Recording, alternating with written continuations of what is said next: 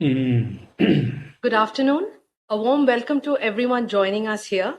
As part of ICWA's efforts to bring to you interesting conversations on subjects of global importance that India is watching closely, today we have gathered to discuss the recent developments in Afghanistan.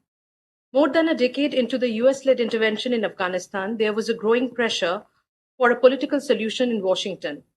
The US and the NATO arrived at the conclusion that talks with the Taliban was imperative to bring the war in Afghanistan to a sustainable end. The Doha Agreement, initiated by the Trump administration, only added greater political heft to the Taliban, offering very little in return to the US and undermining the Afghan government.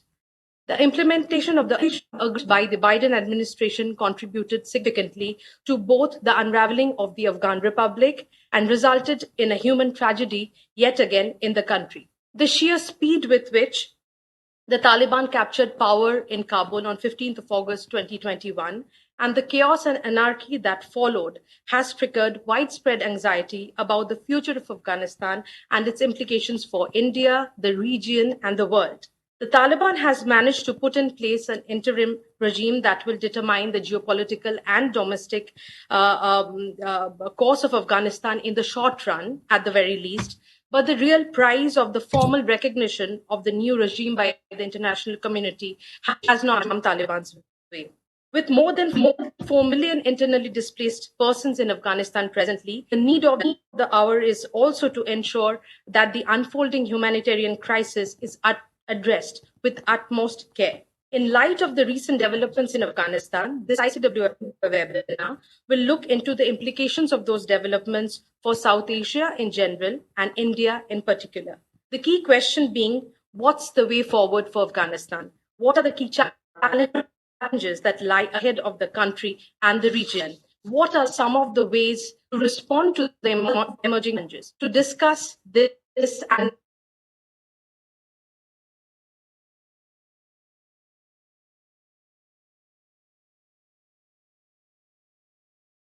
Rakesh, the chair and moderator for this panel discussion.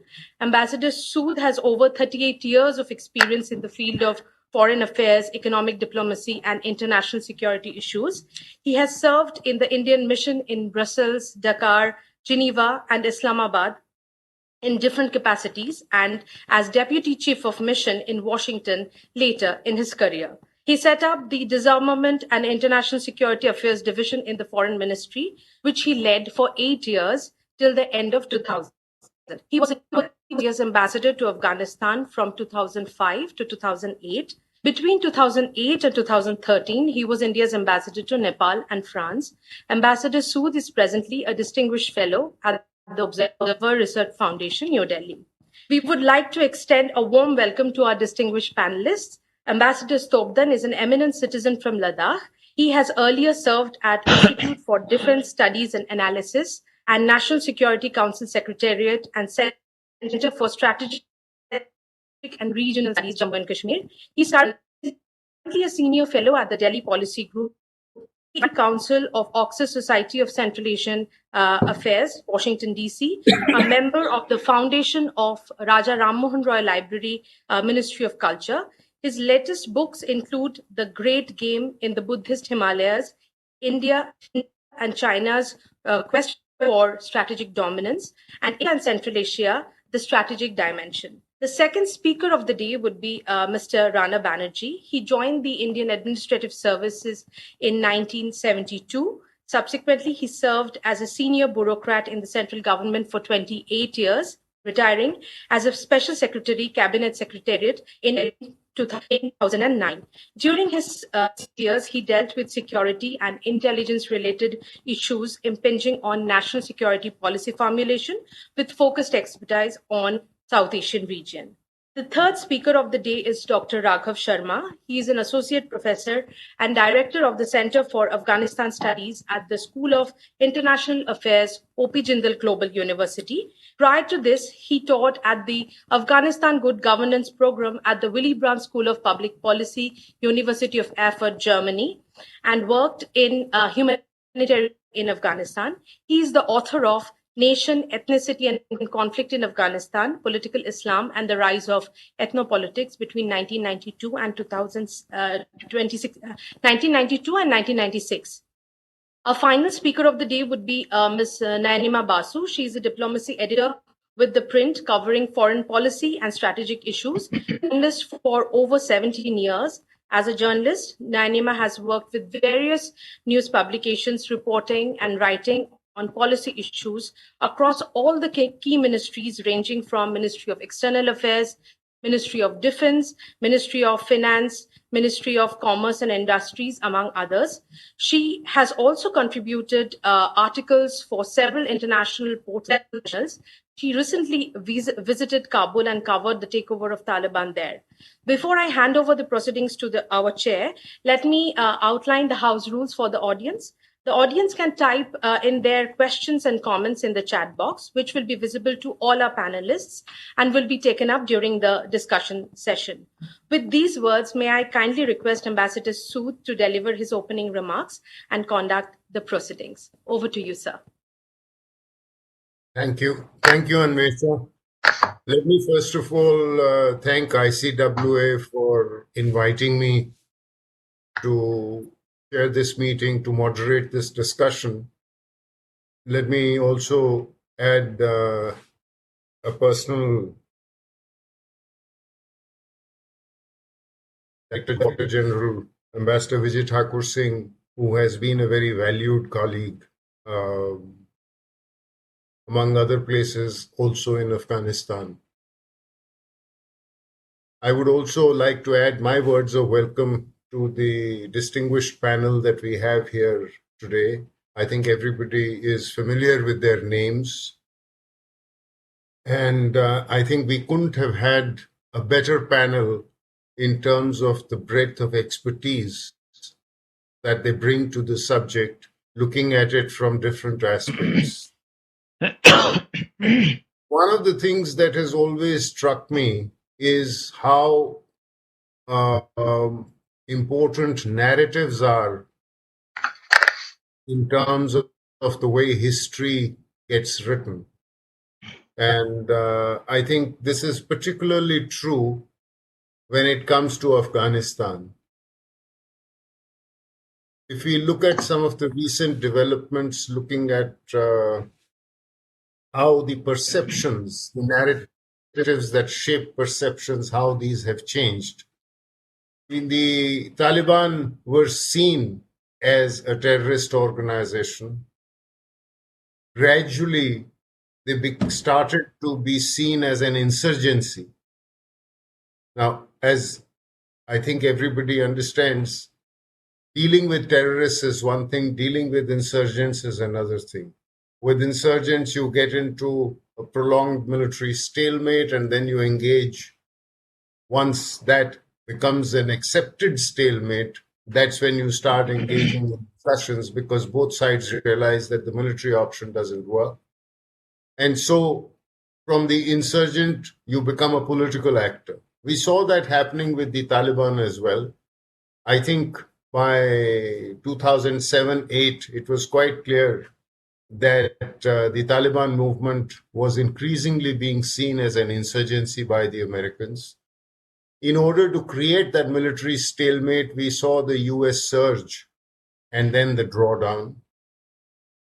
And we also saw in a parallel track, it's the emergence of the Taliban as a political actor when they opened their office in Doha in 2013. In a sense, they were now no longer behind the curtain. They were now up front, sitting in Doha, engaging with international actors, engaging with the international media. From there began a process of legitimization. And I would say that the final stroke, their final sort of breakthrough happened in 2018, when the US began direct talks with the Taliban, with the appointment of Ambassador Khalilzad as the special representative for Afghanistan's reconciliation, leading eventually to the Doha Agreement. Now, here again, there is a wonderful myth. The Doha Agreement was celebrated across the world, endorsed unanimously by the Council as a peace agreement. And today, that narrative has completely changed. There were a few people who at that time said that it is nothing more than a withdrawal agreement in return for safe passage, except that the prevailing narrative was that it was a peace accord. And but today, that narrative has also changed. And as we saw yesterday, Ambassador Khalilzad has stepped down, and in fact, from his position as special representative, his resignation has been accepted. In fact, to me, what appears is that there is a distancing by the Biden administration, because everybody realizes that this withdrawal has been more messy, perhaps, than was bargained for. And in that sense, it is Biden administration's attempt at distancing itself from that messy situation, putting it in the lap of either Ambassador Khalilzad or Biden's predecessor, Donald Trump, and trying to then move on from there. Within Afghanistan, of course, we also see a lot of uncertainty, because while the effort through after the Doha Agreement was to present the Taliban as a new Taliban, as a different Taliban, as a Taliban 2.0, as different from the Taliban of the 1990s, I think what has become quite clear is that we are not yet clear as to whether this is a Taliban 2.0. There are some differences. The Taliban in the 1990s was a politically unknown, militarily untested, but under a unified political command and control of Mullah Omar. Today's Taliban is politically known because they have had a decade-long process of legitimization, nearly a decade-long process of legitimization. It is militarily tested. After all, they have come to power in Afghanistan with the military option. But it is not very clear whether they have a unified command and control. There are a number of groupings or factions that seem to be vying for power.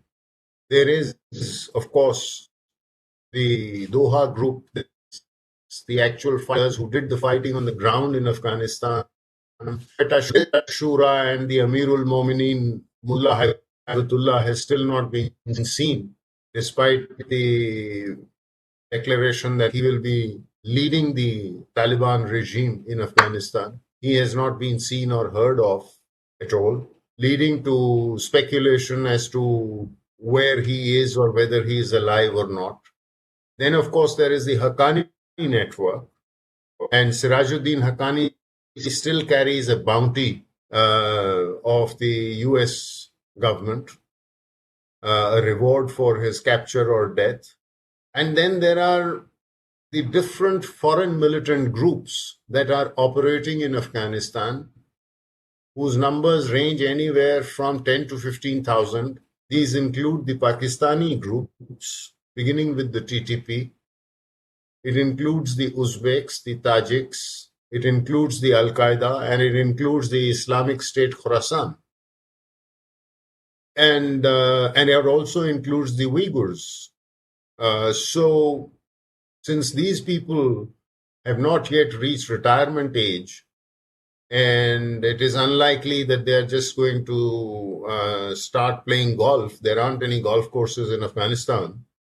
So how does the Taliban propose to deal with these to make good on its assurances to the rest of the international community about Afghanistan not becoming a hotbed for terrorism under its rule?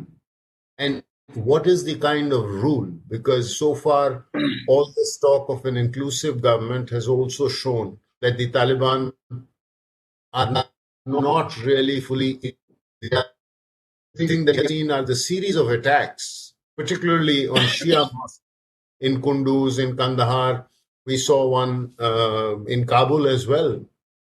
So, which also lead to concerns about the law and order situation in Afghanistan, adding to the potential humanitarian crisis. And that is why it is interesting that at the beginning of even the run up to the Moscow talks, which are underway today, yes, Foreign Minister Lavrov made a clear statement where he said, and I quote, he said, official recognition is not under discussion, which means that if the Taliban thought that this was going to be their vehicle for official recognition, then even the Russians are not at the moment uh, putting it on a green light. They have certainly, I mean, I would say that it is not even an amber as far as the Russians are concerned. They put a stop to any talk on recognition. So, given all this, I think we've got a panel that can throw some light on the uncertainties surrounding us, the concerns of the neighbors, because with the US withdrawal, one thing is quite clear that, especially during Biden's term, I don't really see the Americans coming back. I mean, they may be engaged to the extent that they may provide humanitarian assistance, but I don't really see them taking a particularly active role in terms of the developments on the ground. So, whatever is happening on the ground, it will be something which will have to be dealt with by the neighboring countries, by the region, by the countries of the region around Afghanistan. So, let me first start in the order that we have. I think everybody has got 12 minutes. Why don't I turn to you, Ambassador Stopton, Thank you. hear your views? Thank you. Thank you, Ambassador Sood. You covered almost everything. I don't need to add too many things, but I will draw on some of the cultural aspect and make few points, particularly from an academic point of view. I won't go into the nitty-gritties of on the current issues, what's happening there, but certainly, you know, I've been in Central Asia for a long time, and I've seen Afghanistan from the other side. And it is always good to see Afghanistan as a metrics to measure the global shift of power. And to my understanding, it was not a case of US military failure or interest failure. It was a clear case of eviction. The Americans have been evicted from Afghanistan. And the Chinese and the Russians and the Central Asians have been calculating on this for a very long time. I have seen the process. It's a typical classical battle of exhaustion, which the Russians do play time to time, that you draw the Americans into an Afghan trap for 20 years and make the Americans ultimately feel that you have nothing to achieve here.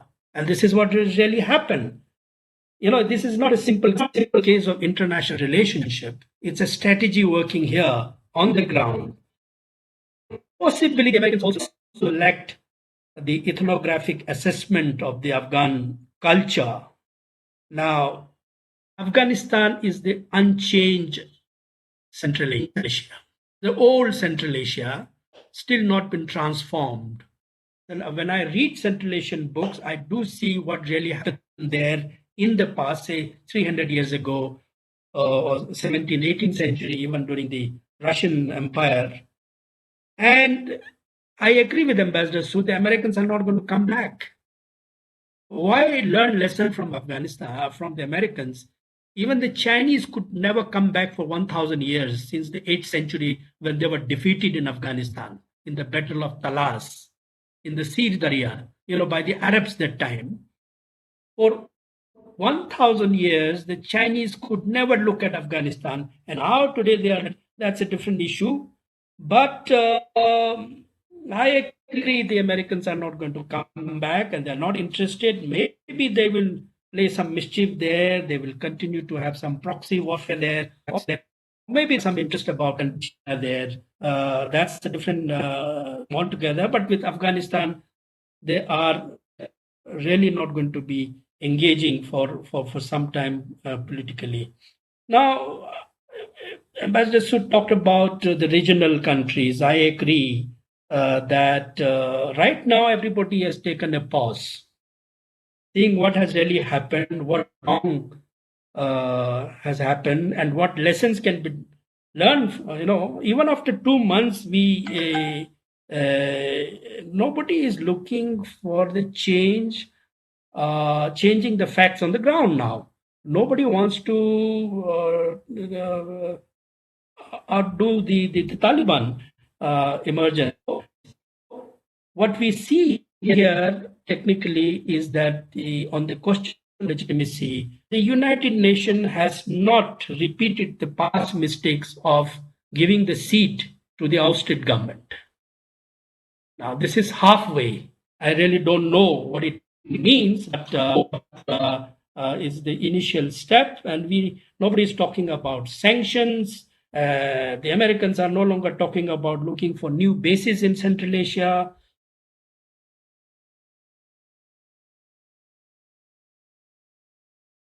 The narrative, and diplomacy seem to be at work, but diplomacy is also at stalemate, which is a transitory phenomenon. But international community seems committed now to support Afghanistan on humanitarian issues. But it's all about restraining Taliban behavior. The Taliban is also the same game. Now, for me, for the future of Afghanistan, it is happen. The world is not going to change because of Taliban. And we have seen now it's no longer a major thing in the global political discussion. It will survive according to its own traditional tribal line. Afghan nation may have been damaged, state may have been damaged, but the Afghan culture has survived. This is what all about Afghanistan politics is about. And you must read. This is where we go wrong, because we have a deficiency in understanding the anthropology of Afghanistan.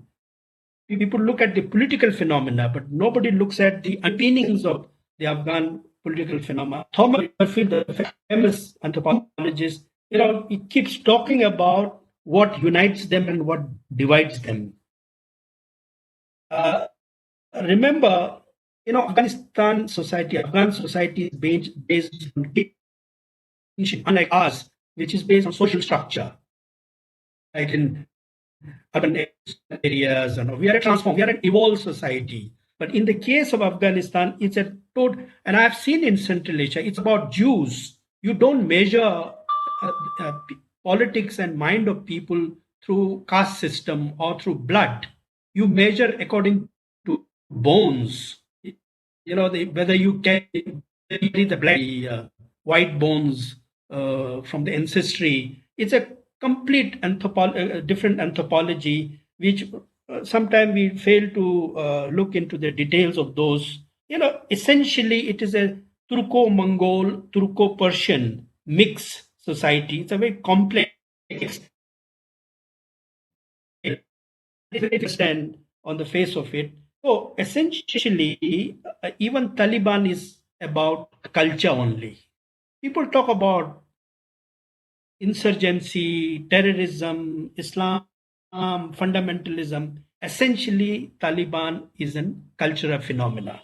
And this is where we go wrong. And when we try to interpret is Islamic fundamentalism, extremism, but it's the Afghan issue revolves around the Afghan code of honor, which is symbolized by the behavior of women, respect for women, and that's why the woman becomes oppression of the woman becomes the symbol of Taliban oppression. So call it Islamic fundamentalism, call it anything, but that's all about the Afghan issue. And there are certain positive things about the Afghan culture. Not necessarily that it could be Islamic, it could be pre-Islamic also. and but they are all culture oriented. Now, of course, the whole issue now today has really undermined our hold in Afghanistan. But essentially and traditionally, India has dealt with the system in Kabul quite effectively, whether they were monarchs or communists or dictators or US proxies or even jihadis and mujahideens. We have effectively dealt with all these guys, but I feel we have faced with some kind of problem which no scholar wants to write today. In fact, even I couldn't write what I want to write about Afghanistan in the last couple of years. Today, I can write because I see there is a change in thinking even in New Delhi, in the system. One is scared of expressing your thoughts on Afghanistan, partly because it may not go along with the government lines of thinking. But the way we got entangled was really bad, and the way we relied too much on the Western perspective has landed us into this situation. We really thought, spending $3 billion will cover everything, and therefore we don't have to. But I don't see any amount of goodwill getting translated into any strategic, fortune.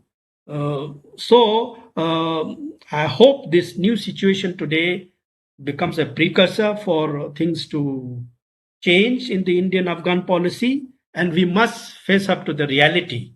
And that's Taliban is surely not our friend, but we need not remain at war with them for all the time. It's not a monolithic group.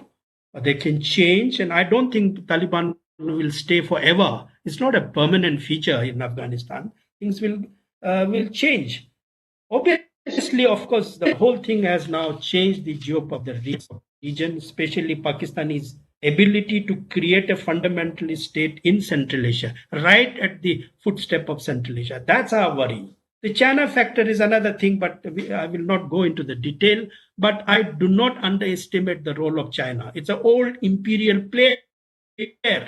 Let's not underestimate. Recognizing China is one thing, but understanding the Chinese history, culture, and its hold in the region is another thing.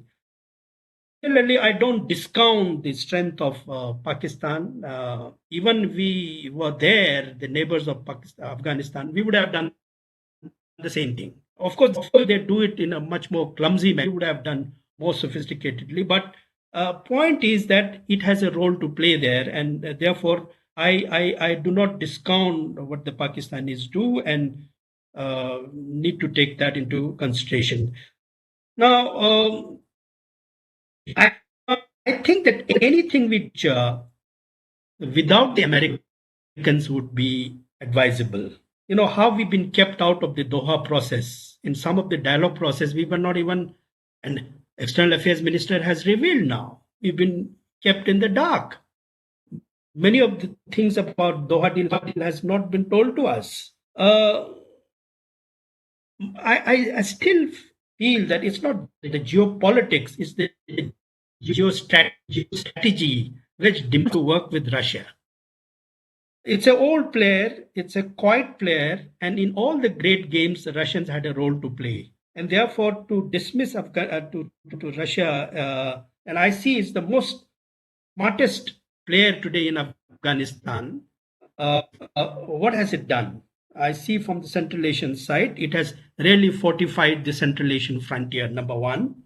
It has not allowed it to flow into the region, into the CIS countries. Number three, it has not allowed foreign bases to be opened in that region. And number four, it has set up a good intelligence system. How they operate through the Chechens, through the Bushkurs, through the Dagestanis, through Uzbeks, the vodka drinker jihadis. They penetrate deep into Swat Valley or wherever they penetrate. And the Chinese, the Russians are very good at. And I don't see, barring Tajikistan, everybody is in a confrontation mode with Taliban. Things have changed. In fact, goodwill for even India in Central Asia is changing, partly because of our persistent, we have an adamant attitude that we are the best and we can do no wrong. That has favored Pakistan. I've seen that people, the parliamentarians in the Central Asian Parliament, earlier used to say, let's not offend the Indians. Today, nobody is willing to say that. He says Pakistan is effective. So that's changing. Perceptions are changing. And I see that there can be differences, but there's there's also need to we can manage the Russians and the Chinese. Russians and the Chinese are not natural allies, but they manage their differences, work in Central Asia, and I think in Central Asia, I don't think that we should overplay this developmental assistance program card. Nobody talks about it. It's something like I will finish it in 1 minute. I think And perhaps you need to wind up. Yes, please. Yeah, half a minute. It sounds more like I'm earning punya. Giving food and some assistance. Today it's not the India. Okay, but we can do for our own satisfaction. But what we need is a crafty policy, not spending money, showing off our wealth. It's not a policy there. And I don't think that Afghanistan can be dealt with counterterrorism perspective. We have to deal strategically and politically. The emphasis here is that let the army do the job in Kashmir. Taliban can be the implication of Taliban can be taken care of. This is where I think we will again go wrong in future. We need some subtlety in our approach, which is still missing. Well, I think I'll stop here, but let's not discount our own strength also, unless we again repeat the same mistake of going along with the American line. Thank you. Okay. Thank you, Ambassador Stobden. I think you have pointed to very many tantalizing questions, providing us with answers. Yes, we need a change of policy, but what exactly it should be? What will be the Chinese role in Afghanistan? You hinted at it. You've said that what we should not do, but what we should do, perhaps during the Q&A, we should be able to come back to it. Mr. Banerjee, you, of course, are known as someone who is the most well-known expert we have on Pakistan and the Pakistani army's thinking. How do you look at it, given the fact that TTP relationship with Taliban, implications for Pakistan, especially the Pakistan army, the ongoing standoff that is taking place in Pakistan, although it is not directly related, but since it involves the ISI chief, he has been shifted as Corps Commander Peshawar, and the new ISI chief's appointment is still pending. So what does all this imply how this will play out? Over to you, Mr. Banerjee.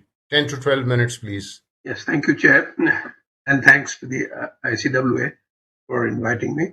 The questions that you have posed really have no immediate or direct bearing on the situation in Afghanistan, but I'll come to it.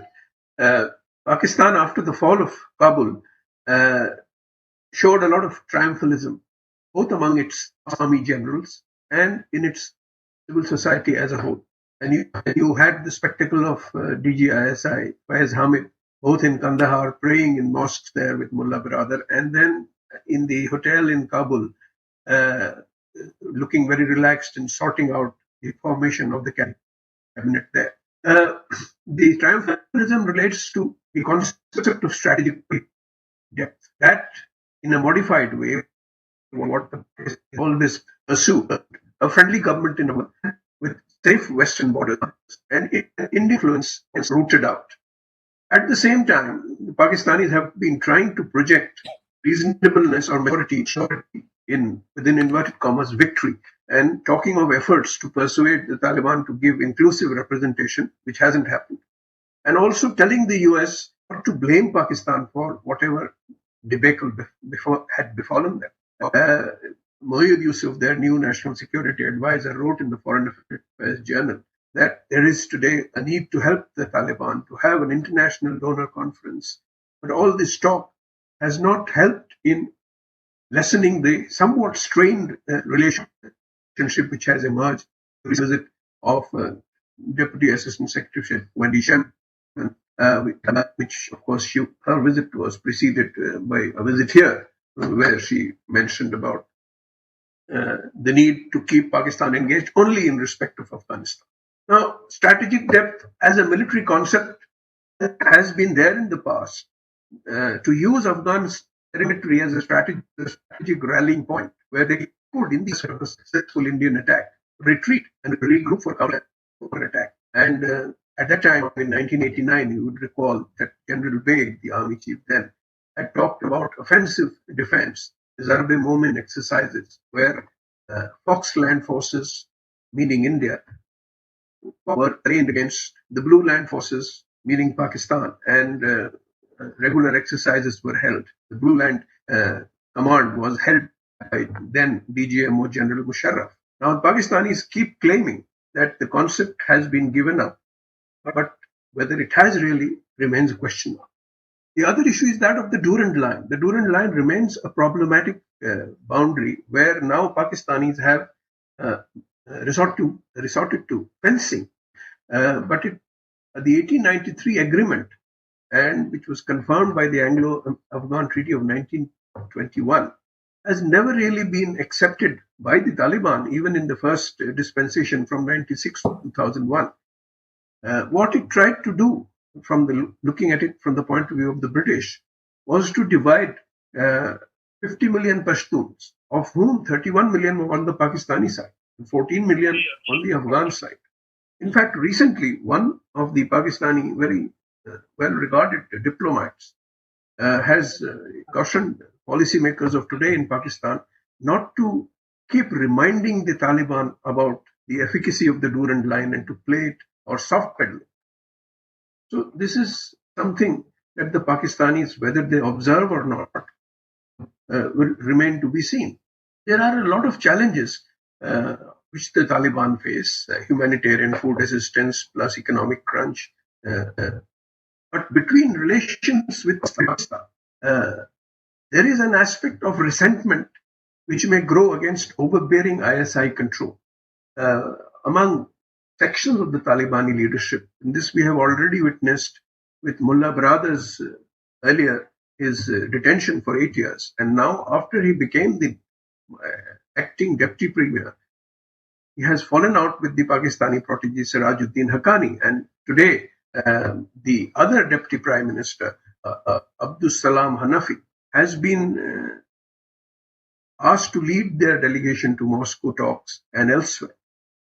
So this is indicative of some sort of a problem that persists within the Taliban about what their relationship with Pakistan should be. At the same time, there may be a realization that both Pakistan and the Taliban leadership may not want their relationship to fall or become very bad beyond the point of time. And in this context, what the chair mentioned about the role of the TTP or the Taliban's reaction to the TTP, or how they deal with the other threat from the Islamic State of the Khorasan province, becomes relevant. Now, the TTP is of Pakistani Pashtuns, mostly Pashtuns, some Punjabi, now presently led by Noor Wali Masood. He's a Masood from the South Waziristan area who is heading this group. And he has been in a position of great hostility against the Pakistan army. And he has rebuffed so far peace talk requests. And he has said that could be entertained only if there is an agreement to have Sharia. Now, the Pakistan army has undertaken exercises there, military exercises, the Raddul Fasad. They have tried to root out Taliban. In fact, the Tehrik-e-Taliban became extraterritorial by locating in parts of ungoverned Afghanistan in the bordering areas of Khost Bakhtiar area. And recent resurgence in attacks by the TTP against the Pakistan Frontier Corps and army pickets in both Balochistan and Khyber Pakhtunkhwa have come to notice. The TTP has ideological links not only with the Afghan Taliban but also with Al Qaeda, IMU, as you have mentioned, and the threats that emanate to us, to India, from the Lashkar and Jaish are also relevant in this context because both these groups have sent their cadres to help the Taliban or actually get petrol inoculation in the area when the Taliban were fighting with the Afghan National Security Forces. That phase has ended. The threat from the ISKP is more directed against the Taliban leadership. In fact, earlier there were reports that they had some connections with the Sirajuddin Haqqani faction or the Haqqani network. But today, with the attacks in Jalalabad and also the suicide bomb attacks in the Shia mosques, at the funeral of Zabih Kabul, so they have come out directly against the Taliban leadership. Again, within the ISKP, there are two factions. One is a more pro-Pakistani or a faction which is composed of Pakistani Punjabis and Pashtuns, and then there is a Uzbek faction there. So between these two factions, there are again inferences how they are solved or how the Haqqani network, which is actually having the force to intimidate and use power in Afghanistan at the moment, how they deal with this ISKP is an open question.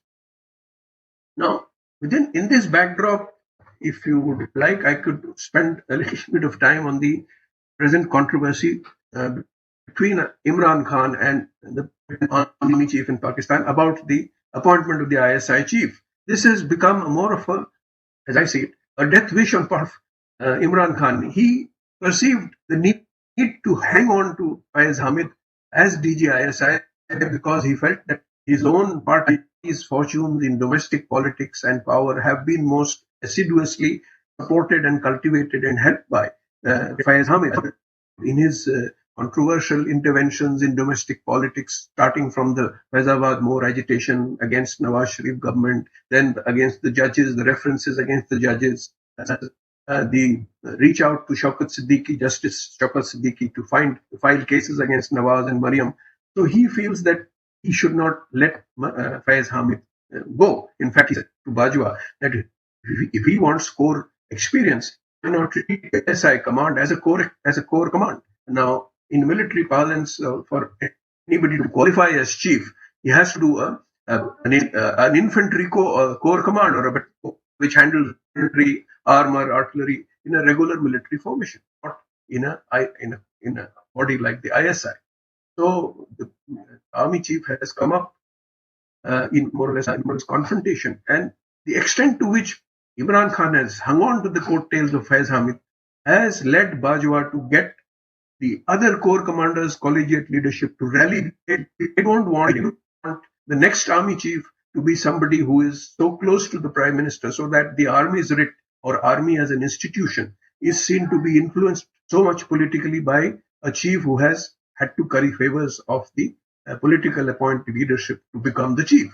So all the other generals have rallied behind Bajwa, and Bajwa is trying to assert to have an ISI chief of his own choice, so that his own writ runs and not that the prime minister in a narrow political domestic context. So this is what is happening in Pakistan. But Thank you. what happens to India? What are the options today for India? We have so far waited and watched. Our embassy is closed. The staff is withdrawn. There were safety imperatives which were very essential and vital. The other consideration is how should we avoid getting isolated and participate in diplomatic parleys. So the Moscow meeting, we have sent representation there at the request of the Russians, still on the fringes of whatever is happening in the Troika talks.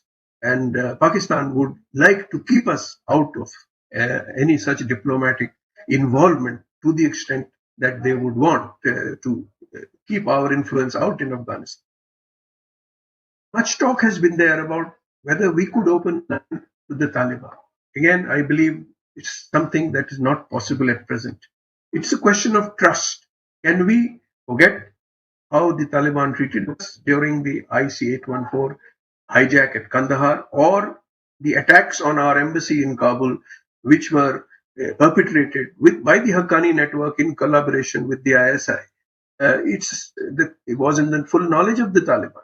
Can we forget that?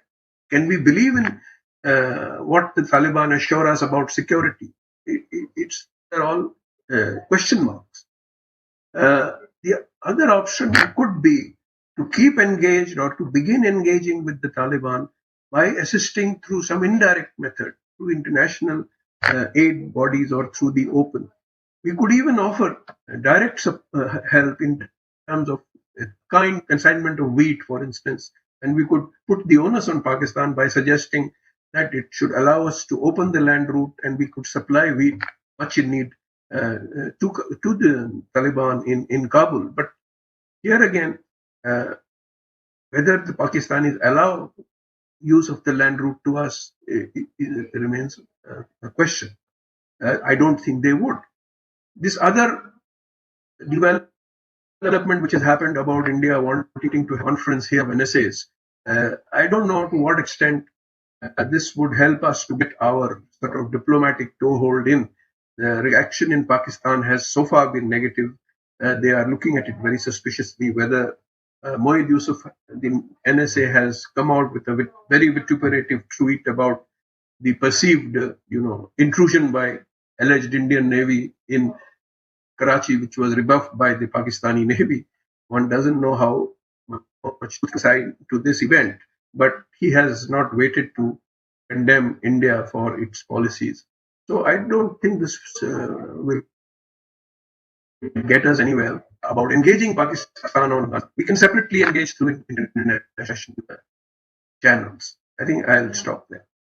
Thank you. Thank you, Mr. Banerjee. Let me now turn to Professor Rakhav Sharma. Over to you, Dr. Sharma.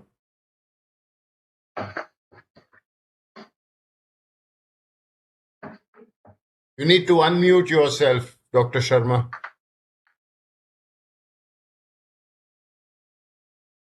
Okay. I hope I'm audible now. Yes, 10 to 12 minutes, please. All right. So I'd like to thank the ICWA for inviting me to engage on developments in Afghanistan. I've been asked to touch upon how the current developments are perceived within Afghanistan. What are some of the challenges, both for the country and the region, that are posed by the ongoing developments, and how will they affect the question of Pashtunistan? And I hope to address these questions in this order. So since I've been asked to talk about how events are perceived in Afghanistan, I'm going to start by quoting a couplet known as the Pashtulandai, followed by a few lines from a poem of Mustafa Salik, who's an eminent poet, and I offer very vivid insights into how Afghans perceive these events. And the line follows: "My darling, you are just like America. You are guilty. I apologize." And Salik's poem reads as follows, and I quote: "A dead crow fell from the power line. Falling, the blackbird struck a woman's arm. In the street, whispers began that the crow had bitten her bloody. The rumors spread of crows gone mad. Headlines read that citizens far from the city have locked themselves up in their rooms, fearing mad crows, that it is the army's duty to perform a rescue." The lovers and nations, in a sense, are both capable of betrayal. As liars, they are frequently interchanged in the traditional Afghan poetic form known as the Landai, which is pervasive in South and Southeast Afghanistan, mostly composed by women, interestingly.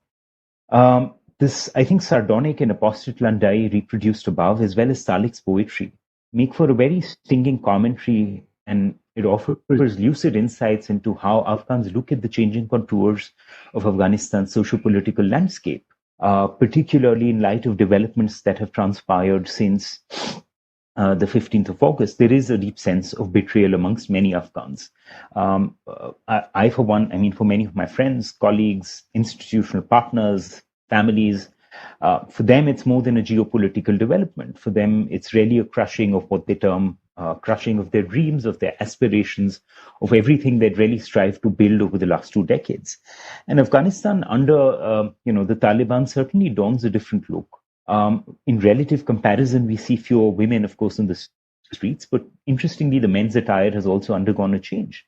And not only has women's presence in the public domain, not only has that ebbed, and not only have their rights been curtailed to a certain degree, but pieces of Afghan cultural figures, including Pashtun figures like Amacha Baba, Mirwais Nika, Rehman Baba, Zahir Shah, they've been erased in many places, and they've been replaced by theocratic slogans of the Taliban. The historic gates of Ghazni, the famed Greshk fortress in Helmand, have all been demolished by the Taliban. And in the eyes of many Afghans, this is part of a larger project, they believe, of dismantling Afghan cultural identity through what they view as a proxy force. And particularly in the early days of the Taliban's capture of Kabul, many Afghans saw the Taliban's ascent really not so much of the Taliban itself as much as of the generals in Rawalpindi. However, what is interesting is that these developments are far from being accepted passively, as was the case in the 90s by the urban populace, has invited a somewhat, if I may use the term, an active passive resistance. As seen, for instance, in the form of protests that have taken place since the Afghan Independence Day on the 19th of August, in which women and young men, of course, have taken part against the Taliban. In the, I think, very powerful rebuke that was offered by an Afghan journalist to the Taliban at their very first press conference when they declared general amnesty. And the journalist retorted to Zabiullah Mujahid, saying that, well, you say you will forgive everybody for their past crimes, but the question is, will the nation forgive you for your past crimes against them? And that was quite brief. Quite powerful. Significantly, we've seen, interestingly, protests have not been confined to the urban areas alone. We've seen protests in the Pashtun belt. We've seen protests in Jalalabad, in Paktia, Paktika, Khost against the Taliban. And this underscores the fact that the Taliban perhaps are the most dominant force at the moment, but there are undoubtedly questions, that are plentiful about their legitimacy.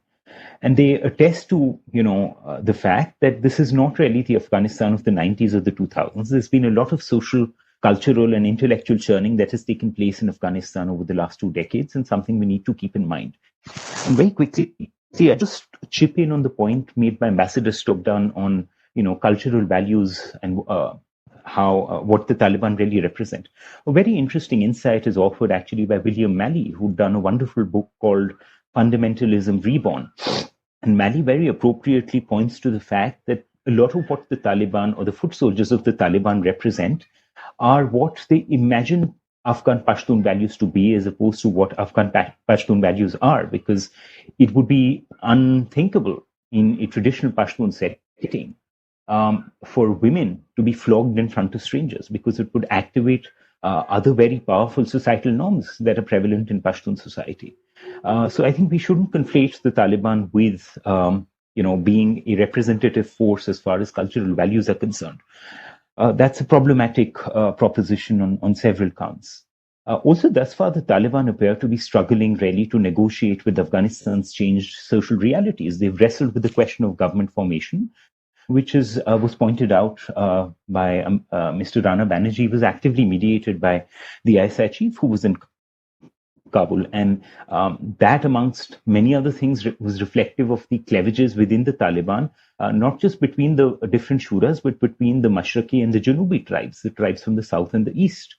The government really doesn't mirror, therefore, the country's heterogeneity. It doesn't mirror the reconfigured and deeply heterogeneous socio-cultural of Afghanistan. We've seen whether the Taliban and their travelers will be able to overcome what Olivier Roy had famously described as the failure of political Islam. In fact, in their recent actions towards groups like the Hazaras, many of whom have been forcibly expelled from their lands in Ghazni, Helmand, Daikunti, it underscores the growing disjuncture between the proclamation of the Taliban's leadership in Kabul, which many argue is pitched for an external audience, and actually the actions of their foot soldiers, particularly in the provinces, because a lot of it is going unreported. The other challenge that faces the Taliban, of course, economic in nature. So I'm sure many of us are aware that Afghanistan is not staring at, but it's actually in the midst of an economic crisis, which is only mounting with time because of the collapse of the banking system, rising food inflation, coupled with the fact that Afghanistan is facing a pandemic and a drought year. And a new addition really to the bazaars of Kabul has been the rows and rows of household items on sale, largely by those who've either fled the country or are wanting to flee, or are those people who essentially have no cash and are staring really at a bleak future. We've also seen an exodus of the country's educated and skilled youth, which is undoubtedly going to have very profound reverberations in the country's future. And the Taliban have already installed mullahs in most ministries and most banks, which inspires very little confidence, particularly amongst the educated class of Afghans who find it very insulting, really, to serve under and report to the mullahs. And many, in private conversations have admitted that the mullah really belongs to the mosque and he shouldn't be there in the bank or the ministry. And this is really going to add up to the challenge of making a transition to governance. The UN itself estimates about 500,000 Afghans are going to leave the country. The Taliban really will have a challenge of getting the economy up and running if they really want to govern, that is. And, there are three potential pathways that they could be looking at. They could get some doles from the BRICS countries, that is Pakistan, Russia, Iran, and China. China has already started some doles. How far Pakistan and Iran can go on that remains to be seen. The second, of course, alternative is, they could supplement this with income generated from narcotics, which has been a fairly sizable source of income. And the third, of course, has been that the demand cuts from NGO projects, something, again, many colleagues in the NGO sector have reported. The Taliban have called meetings and said, you give us X% of money is cut from the projects that you'll be doing. So Afghanistan really is in the midst of a lot of instability. But at the same time, I think what's important to keep in mind is that there is, at the moment, very little appetite for resistance of the kind we saw in the 1990s. At this stage, given the changes both internally and externally in the landscape, the things that had led the resistance in the 90s have been greatly weakened by the disorders of the post-2001 order, not allowing them really to function as political parties. Leaders of these tanzeems have to an extent been cut off from their constituencies in the 2-decade period for a number of reasons which we can go into later. And no regional country, as Ambassador Stobdan also pointed out, apart from Tajikistan being the nominal exception, are really supporting tanzeems that fashion. Looking at what are the challenges that these developments pose for the region. The Taliban's victory, I think, has appropriately been described, as a Pyrrhic victory, particularly for its neighbors. And Pakistan and Iran are going to face the most profound and immediate consequences of this development to begin with. Reactionary Islamist groups do have the potential to acquire what has been described as a reverse strategic depth in Pakistan. And I think with India really not having a presence in Afghanistan, it's going to shatter the myth that was peddled by the generals in Pindi of the 20 plus Indian consulate spawning terror in Pakistan. The Taliban had also freed many Islamists who were in high security prisons, such as Bagram and Pulachark, including many members of the TTP, one of them being Fakir Muhammad, who was the deputy emir of the TTP. Nur Wali Masood, who was the emir of the TTP, has renewed his oath of allegiance to the Taliban and has described the victory of the Taliban as historic and blessed. And what we have seen since the Taliban victory is that there has been a dramatic uptick in the number of attacks the TTP has claimed across Pakistan, apart from all the warnings and the threats that they've been issuing to residents in places like Miramshah, for example. The Taliban victory, however, I think is unlikely to engineer a profound change on Kabul's position on the Durand Line. In fact, what is noteworthy is that unlike even the Ghani administration, which didn't really criticize explicitly the fencing on the Durand Line, Zabiullah Mujahid Sharma, has... excuse me, I don't want to interrupt you, but you need to wind up We still have one more speaker before we come to the Q&A. 1 minute. Critique the fencing on the Durand line. And this is also reflected in, the sentiment of the foot soldiers. But some of them were asked in Uruzgan, what are you going to do with the fencing on the Durand line? They said, well, let us settle down in Pakistan. We're going to rip it apart and sell it off in the bazaars of Pakistan. Pakistan and Iran are also going to face exodus of refugees. They've both received about 40,000 official refugees in the last 3 weeks alone. Iran, in addition, faces the risk of, delegitimization in the Shia Hazara constituency, given its studied silence on a range of developments that have taken place in Pakistan. And last is, the point on India, which of course has reason to be concerned. But I think India, I think at the P2P level, the people-to-people level, has lost a lot of ground. It's lost ground because, of our visa policy. Indian academic institutions have lagged really in offering sanctuary to scholars, activists, lawyers at risk. And this has dented really our standing to a great degree. So I think I'll end here because I'm out of time. Thank you very much. Okay. Thank you. Thank you, Dr. Sharma. Nayanima, can we come to you? I mean, can you tell us a little bit, since you cover the MEA beat, we are going to be hosting the NSA level conference. Any inside stories on that from the National Security Advisor's office? That would be very welcome, I'm sure. And whatever else coming from Moscow. Thank you. Well, thank you so much, sir, and it's an honor to be speaking in this panel. But then, yes, I mean, what I'm going to say is they are my personal views and not that of my organization. But I really thank ICWA and everyone else. I'm sure after hearing from you experts, there's very little that I can add to it. I'll only talk about my experience there, and I'll be very short.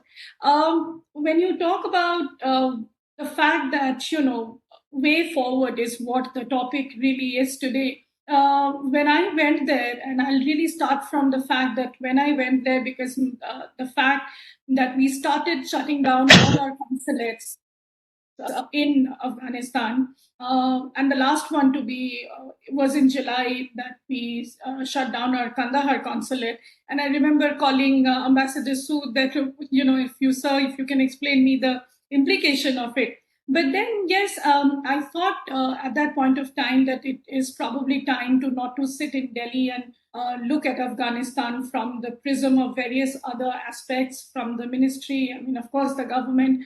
But then a reporter needs to do a lot more, and which is why I went there. And when I went there, I saw how the situation was really messed up. And then it's not just 15th of August is when the Taliban, as if a gate opened and Taliban entered Kabul. They were very much there in Kabul. The entire situation was, everyone was nervous at that point of time in Kabul. Before going there, many people told me that you'll find Kabul to be a world-class city and there'll be absolutely no concern on security and others. But the situation was really completely different. The first thing that hit me there was complete abject poverty there. And the fact that everyone was scared. After I reached there, people started telling me where not to go instead of telling me where to go. Even hiring a cab there was extremely difficult. But having said all of that, I would say that yes, probably when Afghanistan, the Great Game started, maybe we can say that the Russians started it. But I guess the Americans really now created the mess, and I guess one can really find it from Billy Joel's song in 1989 when he said, Ayatollah in Iran and Russians in Afghanistan. We didn't start the fire, but I guess the Americans really start the fire now. Coming to the fact that in terms of way forward, I believe while international recognition will be very difficult for the Taliban to get at this point of time, if countries, especially like India, is really concerned about Afghan people and they want to stand beside them, I think we need to do a lot more in terms of the fact that I know the threats that that India had faced at that point of time, what had happened in the past. But a lot has changed in Afghanistan. We need to understand that the people there, they love Indians. I've seen the way they, even in normal conversations, sitting in a restaurant, once I was having a coffee with someone, I've seen even with common people there how much of a hatred that they have for our other neighbor, for Pakistan. And at the same time, in the same breath that they say that we absolutely admire Indians and the fact that we expect you to do a lot more than what you are doing. Whenever we talk of India doing more, you talk about the fact that we've given you $3 billion aid, but we need much more than that. And also right now we can see, and I'm in touch with many other people who are telling me that look at the way you suddenly stopped giving visas, and the fact that the embassy there was giving visas till about 13th of August. People passports were there. There are many who are calling me to say what happened to my passport, which is lying in the Indian embassy in Kabul. So, in terms of work, I think we need to do a lot more. We just invalidated all the valid visas, and then we started giving the e-visas. I think even the e-visas have not been issued. There are now issues of having direct flights. But then if you really now talk about way forward, I believe they really need, the Taliban regime need the international recognition, because they need to get access to the $10 billion which has been frozen for them. The Afghani currency, Afghani, which it is called, is now, it has been taken over by the Pakistani rupee. And I guess the way forward now will be to really talk to the Taliban, not for international recognition as such, but to see whether they can really access this funds. If you're really serious about giving them aid, how much of aid will really help that country? Also, at the same time, I believe that this is time for India to go into serious dialogue. Yes, we are today. We are yet to see what the Moscow format talks will be coming up with. The Russian Foreign Ministry has talked about joint statement, so to say, which will be interesting to see, because if Taliban is also part of a statement, we really need to see what happens. But at the same time, we've seen that the US is not part of it. India is now planning to host an NSA level meeting next month, which I again doubt whether the Pakistan NSA will be there, because for them, the condition has always been that you need to bring the Taliban. So when I did the story, there were sources who told me that without the Taliban being present at a meeting which is on Afghanistan, it will be very difficult for at least a country like Pakistan to participate in it. Also, talking about larger legitimacy. Now, I really fail to understand how is it that legitimacy is only by talking to them or giving them aid or letting them run the country, because end of the day, the legitimization happened, and as Ambassador Sood had stated, that when the Doha talks started, that was the first legitimization any which way. But at the same time, now, if you're really serious about Afghan people, you need to stand beside them. You need to let them run this country as a normal country, because the more you corner them, the more you stop talking to them and only keep seeing them as this radical terrorist organization, then I guess we are going to see history repeating itself again, because then they'll be more angry, they'll be unleashing more terror on people, and there will be no accountability at all. So I guess this is time for all countries to talk to them, which is what is happening. From India's perspective, we have also started talking to them. We've seen our ambassador in Qatar talking to them. Maybe today also there'll be something coming up. If, we need to really take that country now, because an impoverished and angry Afghanistan will not be good, not for neighborhood at all, and of course not for India. So that's my point. Thank you so much.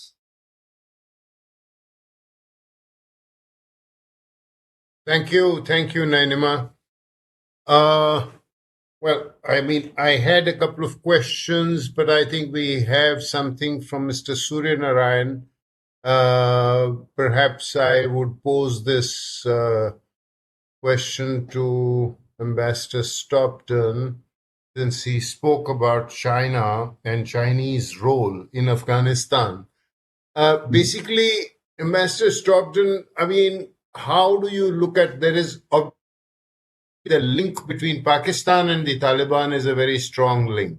That can't be denied. However complicated the relationship, the intensity of the relationship nevertheless can't be denied. Similarly, Pakistan-China's link is also a very strong link.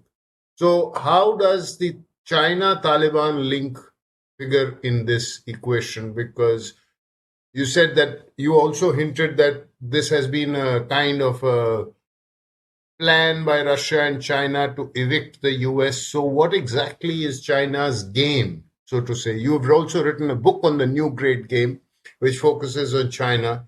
So, how does Afghanistan, the Taliban led Afghanistan, figure in China's great game? Ambassador Stoughton? China always plays a very foxy game. I have gone through all the details of whatever is happening in the Western Theatre Command, which borders with Afghanistan, also borders with us in Ladakh sector, where the standoff is going on. Lots of things have happened in the last 1 month in the Western Theatre Command, and there's no single word about the military transformation and preparedness in Xinjiang to do with Taliban. Now, it seems it's a tactical move by the Chinese that they are not really trusting the Taliban, but officially they won't say that. They are also playing this wait and watch game, simply doubting that whether the Americans will use that frozen asset card on the Taliban, conditioning it to play their cards against China.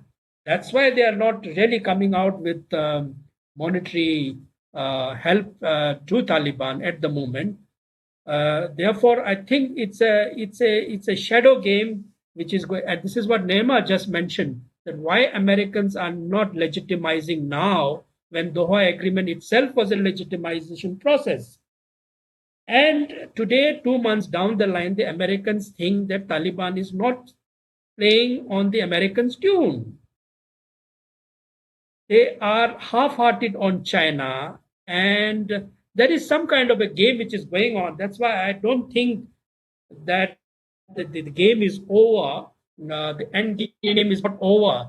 We think that peace and stability will come. The Americans do not want stability to come. Instability in Afghanistan is the main objective, so that the other purposes are served.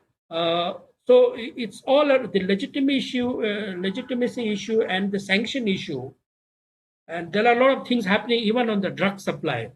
All these things are related to whether the Taliban is going to play the American game, which is for the purpose which the Taliban has been brought to power by the Americans. And right now, of course, the Americans themselves are in a big soup now. There is going to be an inquiry into what has really happened against Blinken. You saw that emergency today. They are not joining Moscow meeting also, partly because of that new crisis that has happened in the State Department. It's in a big mess, and I hope the regional countries have taken note of it, and without the Americans, the regional countries can do better. And the Chinese know this game, and Chinese have been preparing this game for a very, very long time. Okay, so that is interesting. You think that the Americans brought the Taliban to power so that the Taliban would do their bidding. Well, that's an interesting concept. I think there is perhaps, unless there is another question that I can't see in the chat box. No, not really. Perhaps I can kick off something because Ambassador Stoughton, you perhaps noticed that Professor Sharma had a comeback to you because you talked of Taliban as a cultural phenomena. And I think Ambassador Sharma was quite categorical in terms of saying that we shouldn't look upon Taliban as a cultural phenomena. Because after all, let's remember one thing. I mean, Pashtuns account for about 42% of the population. And while it is true that the Taliban consists of a large majority of the Taliban are Pashtuns, but not all Pashtuns necessarily subscribe to the Taliban ideology. And and particularly the tribal network that you were talking about, you were talking about the fact that it's based on kinship and all the rest of it. That operates essentially in the Pashtun tribal belt. It does not operate in 58% of the population that consists of the Tajiks, the Hazaras, the Uzbeks, the Arabs, and so on. So that is not governed by the same Pakhtunwali code that the Pashtuns have. So how do you, well, it is true that Pashtuns have ruled Afghanistan, but nonetheless, in today's age, to call the Taliban a cultural phenomena, is that something that is valid? And I think that would be the question. Well, I think yes, I agree with you. Generically, it's a cultural phenomena. What the Pakistanis have been trying to do is to give an Islamic color to this cultural phenomena. That's been going on for quite some time. Yes, even today, Pashtuns are no longer speaking proper Pashto. They may be even speaking Urdu. So which is basically dangerous. The Urduization of the Pashtun is a problem, and therefore, it's linked with Duran land and many other issues. So let's not get into that complex. What I'm trying to say is that the ethnographic picture of yes, I agree with the differences between the northern and the southern and the Pashtuns and the non-Pashtuns, but within these differences, there is some kind of a indivisible integrated aspect of the Taliban culture. There are many Pashtuns who may be closer to Tajiks than the Pashtuns themselves. And the Tajiks are not closer to Tajiks in Tajikistan, or the Uzbeks are not close to the Uzbeks in Uzbekistan. It's a very complex system that operates, and then to understand the phenomena simply through power gain is not the whole phenomena of why Taliban came and disappeared and again came itself is an issue. It's not a simple social science. It's not a simple political science. It's a complex thing, which is why I refer to anthropology. And you may call it culture, you may call it Islamic or fundamentalist, and whatever you may like to. Taliban itself, it means only a student, but essentially it remains a cultural thing. It's not an economic agenda which they came to the platform. One of the reasons they are attracted, whether Taliban or no Taliban, to India is mainly because of culture. Let's not forget, they are so touched by our culture because we are deeply culturally rooted. Even in our own country, the issue of honor, if you go to Rajasthan or even Haryana, simply we don't call it Islamic fundamentalism. But the point is, those culture remains. Let's not go down the route of the notion of honor in Haryana or Rajasthan in that regard. But Nayanima, let me ask you something. You were there, and this was again something that was mentioned as to how is India perceived in that sense. But essentially, what has been mentioned is that, a lot of talk, something that I personally don't agree with, but nonetheless, there has been a lot of commentary in media that, India invested $3 billion, etc., and what happens to it. And I think it was also mentioned that perhaps that's not the way we have to look at it.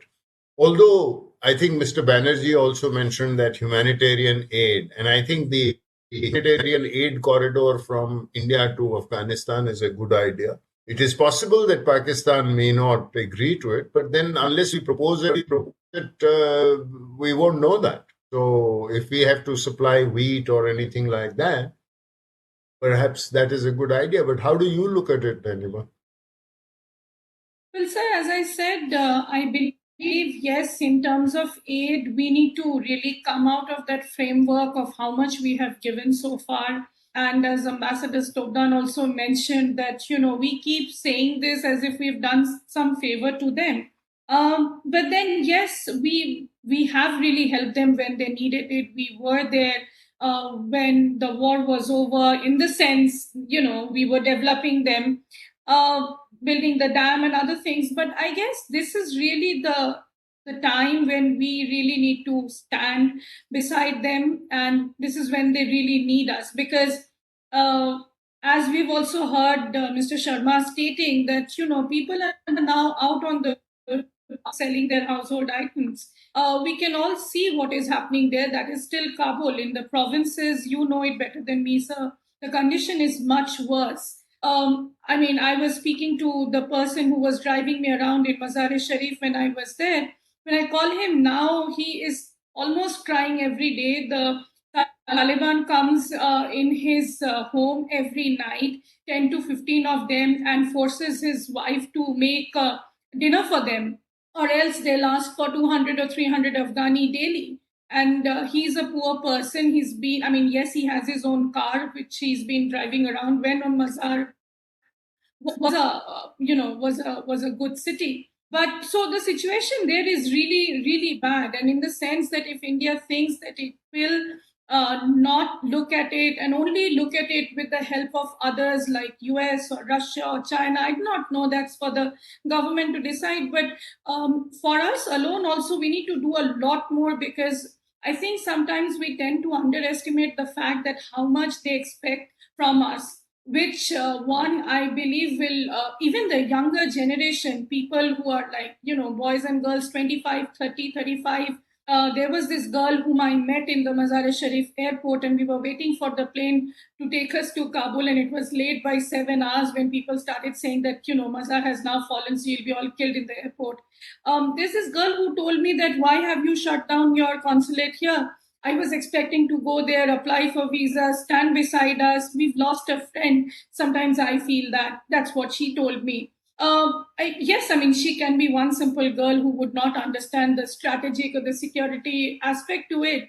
But this is really the time when we can build upon all these things. I know it is easier said than done, but then I guess our the government is quite competent enough to understand how to channelize those things properly, and take this as an opportunity, probably to look at the fact that, yes, you don't have to go and hug the Taliban. Nobody is telling you to do that. Nobody is telling you to give them recognition. But end of the day, stand beside them as it needs to be done. At least start giving the visas.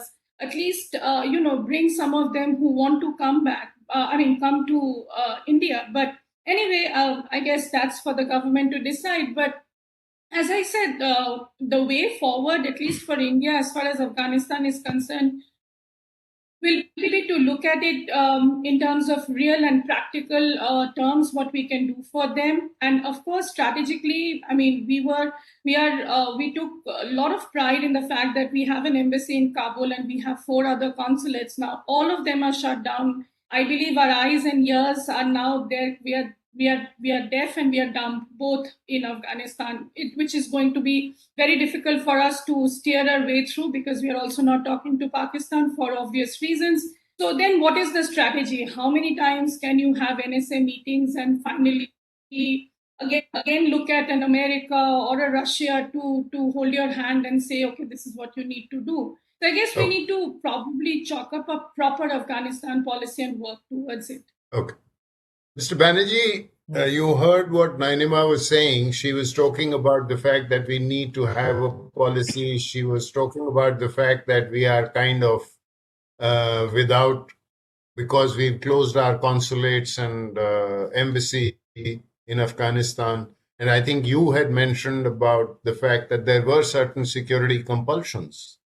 I mean, the Haqqanis, who are now in a position of authority and power as the holding the Interior Ministry and various other branches of the government and in intelligence. I mean, on one hand, we need to have our eyes and ears on the ground. And on the other, we have the security compulsion. So, how do we craft a policy? I mean, on what basis do we craft a policy? Any thoughts? I think it's still premature. We will have to wait and see how the Taliban governance evolves. If they comparatively even stabilize, and the possibility to engage, in what degree we can resume our presence inside Afghanistan, will have to be decided at some point, and the lead will have to be taken by seeing what other countries are doing, not Pakistan, but other But you countries have of the region. Pakistan, Iran, no, but Pakistan, Iran, None of Russia, them have. China, Turkey, Qatar, they all have their embassies. They are still running. Maybe some others too. I don't know. Maybe some Yeah. others, but at least these embassies are still there. Yes. So a view will have to be taken. I mean, about security, whether we can trust assurances in this regard. Now, there is a report, as you might have heard, about Abbas Stanigzai. They're having gone away to Dubai with his family. Whether the factions within Sorry, your voice was breaking. You were saying something about Stanigzai. there is a rumor that Stanigzai has run away to Dubai and I see. and with his family. So whether these are rifts within the Taliban, how they are unfolding. Already Mullah Biradar is sidelined. Now, whether everybody else would be intimidated by the Haqqani faction, in which case then for security assurances we will have to deal with the Haqqani faction. Now, in the Haqqani faction, Sirajuddin himself is very rarely seen. He is still conscious of the fact that he may be targeted by a US drone in over the horizon attacks. It's a possibility. If although the US is being very careful about saying anything about the Haqqani network at present, but to the extent that within the Taliban there may be rumblings of power faction, we will need to observe that very closely. And then there is the issue of our old friends in Afghanistan. Can we desert the value system attached to having supported them at that time and now go back and make our peace with the Taliban? Well, this will also have to be looked at. The question of issuing visas and all from a distance, of course, we can have a more liberal approach to it, resume our student visa, medical visa policy. But about actually going into Afghanistan again, Kabul at least, for a presence, I think we'll have to still wait for a little while before we do that. Thank you. Any final thoughts, Professor Sharma? You also talked about the visa policy. You heard what Mr. Banerjee had to say. I mean, I know that both you and Nayanima spoke very passionately about the visa policy and the fact that this was something that had not in any way contributed to our image that had been so carefully built up over the last 2 decades. But you heard Mr. Banerjee. So, any thoughts? Yes, I mean, time is of essence in these matters. And frankly, the perception has been that India has failed to stand with its allies. It's failed to bat for the people who stood by India for the last 20 years. And I'll just tell you very quickly, senior diplomats posted in the embassy were promised visas by the MEA via Tehran in 3 days. It's been 5 weeks. Their families are still there. I was contacted by 2 ministers in the Ghani government, both of whom did their education in India. India's been like their second home. And they said they're hugely disappointed. They've gone to Qatar now. And they said, I mean, in the future, any political player is going to think twice about allying with India. So I think we really need to think about this carefully. People who stood by India for very long, who've had India as a second home, feel hugely let down. And this is across the spectrum. In fact, I can't name the person, but there is a prominent academic sitting in India at the moment is keen to get a very eminent American organization on Afghanistan in India, but essentially is facing so many roadblocks. He's saying, it's better I go to Central Asia or move back to the United States because the Indians are just not interested. They're just not up to the task. So, I mean, there's a huge disappointment at the way India has responded to how events have unfolded. So I think this has repercussions both at the P2P level, but also politically. So it will be wise for us to reflect on this carefully. Yeah, I think it is a complicated situation. Unlike the US, US has the advantage of disengaging. They can perhaps, strengthen their presence in Qatar, and then you will have the Taliban delegations going to them. The US also has many more intelligence assets and resources. I guess in and around Afghanistan, they have over the horizon capabilities, which I guess we don't have. But most important, I think the key difference is that we are next door. And so we don't really have that kind of luxury, but we still need to work our way around the various changes that are unfolding. Let's hope the Moscow meeting and perhaps what happens when the NSAs are meet in Delhi, as in when they do sometime in mid-November, we are told. I think it's clear that we are now engaging a little more with what is happening. That much is clear. So perhaps this will also help in bringing greater clarity to what kind of a policy we are going to have towards Afghanistan and the developments there. And that is how we'll find our way forward. But one thing is clear, we don't have the luxury of disengaging. So with that, I think we have come to the end of our time. Anvisha, over to you. Right, sir. Right. Thank you. Thank you, Chair. I think we had a very insightful discussion today. On behalf of the Indian Council of World Affairs, I would like to extend our deepest gratitude to all the panelists. I would like to take this opportunity to express my gratitude towards my Director General, Ambassador Vijay Thakur Singh, for her encouragement and guidance.